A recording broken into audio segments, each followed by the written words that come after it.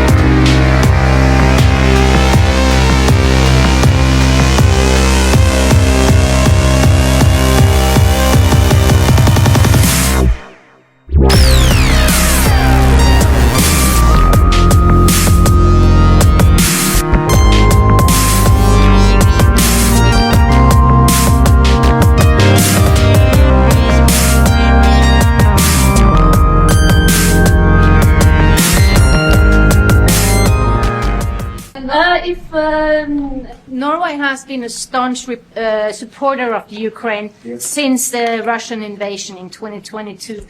Has something been discussed here today that may have altered your views on things? No, we want to, very simply, I have no allegiance to anybody. I have allegiance to saving lives, and I want to save a lot of lives. A lot of young people, mostly young people. It's the war.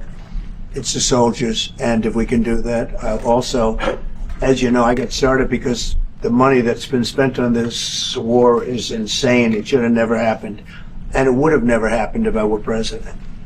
But Biden spent $350 billion on this, and it's a shame, and that's what got me involved. And then I looked at, and I see the results. It's horrible. It's a killing field.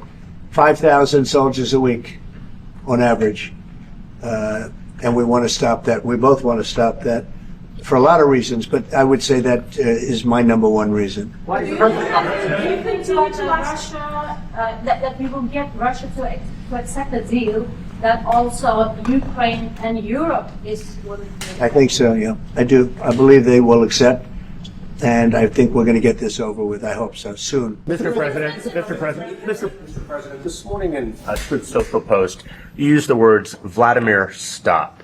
That seemed like a slightly different message, a personal message. What is your level of frustration with President Putin? I didn't like last night. I wasn't happy with it. And we're in the midst of talking peace, and missiles were fired. And I was not happy with it. That's what I meant, and that's, you know, what he said. I assume that's what you mean. Right. Yeah. If the bonds keep falling, will you consider additional sanctions toward Russia, or what will you do if President Putin... I'd rather answer that question in a week. I want to see if we can have a deal. No reason to answer it now, but I won't be happy. Let me put it that way. Things will happen. Mr. President, why are you not putting more pressure on Russia? I know a lot of Europeans... Putting a lot of pressure. You don't know what pressure I'm putting on Russia. They're dealing. You have no idea what pressure I'm putting on Russia. We're putting a lot of pressure. Can you maybe tell us that? We're putting a lot of pressure on Russia, and Russia knows that, and some people that are close to it know, or he wouldn't be talking right now.